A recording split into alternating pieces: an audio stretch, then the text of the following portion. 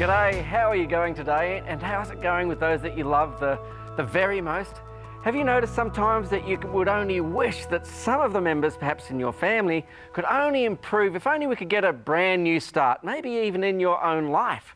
I mean, in my life, sometimes I've done things and I've thought, oh, if only I could turn back time. Take back those words that hurt somebody. If I could go in a reversal mode and make a brand new start.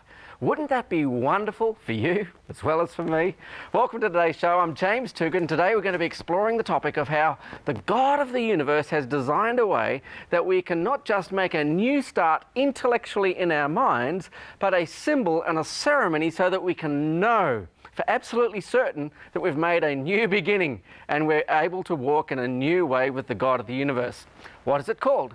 Well, the way is through the Christian ceremony of baptism. For over 2,000 years, in fact even more, but in the Christian era, baptism has been the way that people have expressed publicly their desire to include the God of the universe in their life so that they can make a brand new start. Well, we've invited a professional paid Christian to the studio today. Kenneth, you're a church pastor. Yes. That's right. I am. Your father was a church pastor. He was. You grew up in a Christian country. I was brought up in Samoa, a Christian country, you can say that, yes. Okay, so you were brought up a Christian, you're still a Christian today. I am. You're a church pastor. Yes, I'm working with the Samoan community here in Christchurch. Okay, here comes the question. Right. How can a bloke who's the son of a church pastor ever need a new beginning? Well, it's a good question. Comes to think about it, well, I guess being brought up in an Adventist family where my father was also a pastor doesn't really, the idea that wasn't really sunk at the time, whether it was a need or anything at the time. I guess what I can say that because I had been baptized twice. Now, my first baptism was in late 1998. Tell us about the baptism. What is it? What happened? Well, there were three things that was driving me to be baptized. One was the fact that my dad was running the crusade.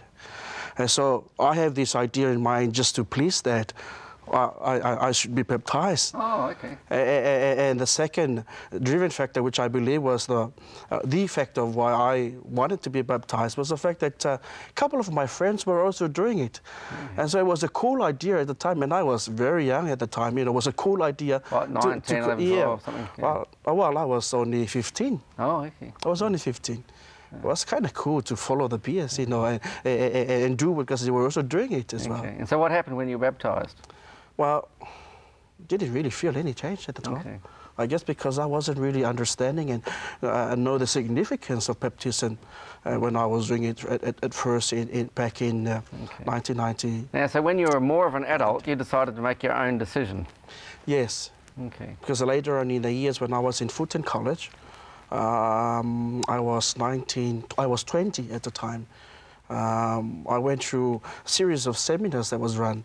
And I got introduced again to Jesus, and I thank God that I have went through the experience because I knew exactly what I was doing.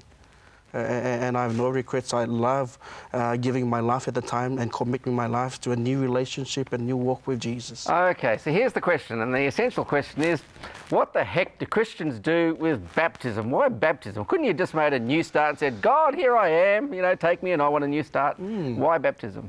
It's an interesting question, James, because I guess according to Paul in Romans 6, I think it is, Romans 6, 7 and 8, there is a little bit of discussion as well, where Paul discussed the idea that it's really accepting a new life and a new walk with Jesus.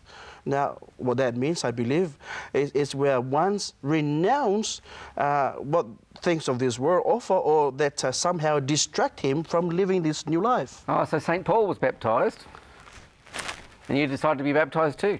Well... You wanted to make a new life like St. Paul?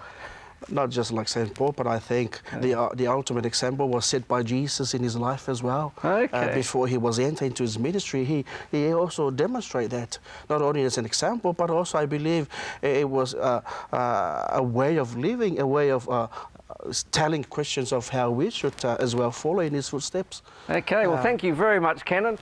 It's a wonderful thing to think that we can make a brand new start in our life. Why should we want to? Well, Pastor Ben Ray is going to be sharing with us the extra energy you can get for your life by making a new start.